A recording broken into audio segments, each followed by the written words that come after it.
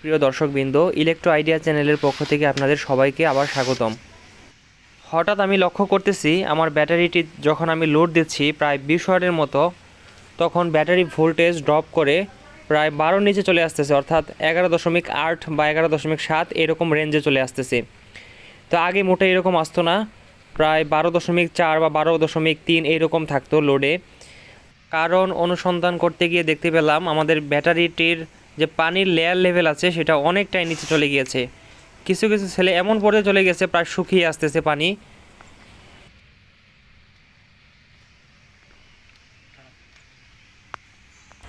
তো এর মধ্যে আর পানি দেওয়া হয়নি, পর্যাপ্ত পরিমাণ ব্যাটারি ইউজ করা হয়েছে, যার ফলে পানির লেভেলটাও নিচে নেমে গিয়েছে।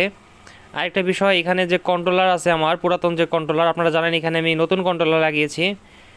পুরাতন কন্ট্রোলারটির ওভার চার্জ প্রোটেকশন কাজ করতো না, যার ফলে ব্যাটারির চার্জিং ভোল্টেজ প্রায় 15.5 এর উপরে নিয়ে যেত। এজন্য পানি খুব দ্রুত শুকিয়ে গিয়েছে, এটা একটা কারণ। তো আপনাদের মাঝে আমি কিছু তথ্য শেয়ার করব, আপনারা কখন এটাতে পানি দিবেন, মানে ব্যাটারির ফুল চার্জ অবস্থায় নাকি খালি অবস্থায় পানি দিবেন, সেটা আপনাদের মাঝে শেয়ার করব আজকে। তা আমি ব্যাটারির সমস্ত করগুলো খুলে দিলাম। আমি যদি আপনাদেরকে একটু দেখানোর চেষ্টা করি ক্যামেরার মাধ্যমে, দেখতে পাচ্ছেন এই সেলটাতে পানি রয়েছে, তবে দ্বিতীয় নাম্বার যে সেলটা দেখতে পাচ্ছেন এই সেলটাতে পানির পরিমাণটা প্রথম সেল অপেক্ষায় কম, অর্থাৎ এই সেলের পানিটা আরও শুকিয়ে গিয়েছে। তো এইভাবে যদি পানি শুকা থাকে তবে এক সময় সেলগুলো গ্র্যাভিটি ঠিক থাকবে না, ব্যাটারিতে আবার নতুন করে অ্যাসিড ফিল আপ করতে হবে। তো আমি আপনাদেরকে দেখিয়ে দিচ্ছি কিভাবে পানি দিতে হবে, কোন পর্যন্ত পানি দেওয়া লাগবে। ব্যাটারির গায়ে এই যে দেখতে পাচ্ছেন লেয়ার লেভেল, ঠিক এই লেভেল বরাবরটাই হচ্ছে পানি দিবেন। আমার পানির লেভেল কিন্তু লেয়ারের নিচে, অর্থাৎ এই পর্যায়ে চলে এসেছে। আপনার একটা কালো ছায়া দেখতে পাচ্ছেন, অর্থাৎ লেয়ারের অনেক নিচে চলে এসেছে।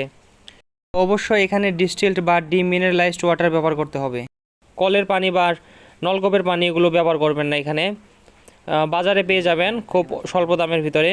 এই যে দেখতে পাচ্ছেন কন্ট্রোলের যে সমস্যাটা 14.8-এ চলে গিয়েছে ভোল্টেজ, অথচ আমি এখানে 13.8 ভোল্টে কাট করে রেখেছি। টোটালি কন্ট্রোলারের সমস্যা। এই কন্ট্রোলার ওভার ভোল্টেজে চার্জ করতে গিয়ে ব্যাটারির পানি খুব দ্রুত শুকিয়ে গিয়েছে। এই যে কালো যে ছায়াটা আবছা দেখতে পাচ্ছেন, এই পর্যায়ে পানির লেভেল নিচে চলে গিয়েছে। তো এবার আমি পানি রিফিল করে দিব। আপনাদের মাঝে একটি কথা বলে রাখি যে যে লেডিসির যে ব্যাটারি রয়েছে, অর্থাৎ এই যে পানি ব্যাটারি যে রয়েছে, এগুলো সব সময় ব্যাটারি ফুল চার্জ হওয়ার পর পানি দিবেন। যদি চার্জের আগে একবারে ফুল লেভেল পর্যন্ত পানি ভরে দেন তাহলে চার্জের সময় ওভারফ্লো হয়ে অ্যাসিড বের হতে পারে। আর যদি এমন হয় যে প্লেট একদমই শুকিয়ে গিয়েছে, সেক্ষেত্রে লেয়ার লেভেলে নিচ পর্যন্ত পানি ভর্তি করবেন, এরপরে ব্যাটারি চার্জ দিবেন। ব্যাটারি যখন মোটামুটি চার্জ হয়ে যাবে তারপর হচ্ছে লেয়ার লেভেল পর্যন্ত পূর্ণ করে দিবেন। এতে ব্যাটারিটি অনেক দিন টেকসই হবে, খুব ভালো থাকবে। তো আমি এখন আমার ব্যাটারিতে পানি দিয়ে দিব। খুব সাবধানের সাথে আপনারা পানি ঢালবেন, খুব বেশি পানি যেন না হয়, লেয়ারের লেভেলের খুব বেশি উপরে যেন পানি না আসে সেদিকে লক্ষ্য রাখতে হবে। তো আমি প্রত্যেকটা সেল এইভাবে পানি দিয়ে দিব। আর বিষয়টি ভালোভাবে বোঝার জন্য যে পানি লেয়ারে ঠিক আছে কি না, এজন্য আমি এখানে মোবাইলের ফ্ল্যাশ ইউজ করব। আপনারা উপরে ফ্ল্যাশ ধরে ব্যাটারিটা জাস্ট একটু ঝাঁকি দিবেন, তো একটা পানির ঢেউ দেখতে পাবেন। তো প্রত্যেকটা সেলে আমি এভাবে পানি ভর্তি করে দিব। 4 নম্বর সেলটাতে একটু পানি কম রয়েছে, এটাতে আমি আরও একটু পানি ভর্তি করে দিচ্ছি। প্রথমবার একটু কষ্ট হবে, তবে এইভাবে যদি আপনারা দেন, মানে লেভেল অনুযায়ী যদি দেন, তাহলে ব্যাটারিটি কিন্তু অনেক দিন টেকসই হবে।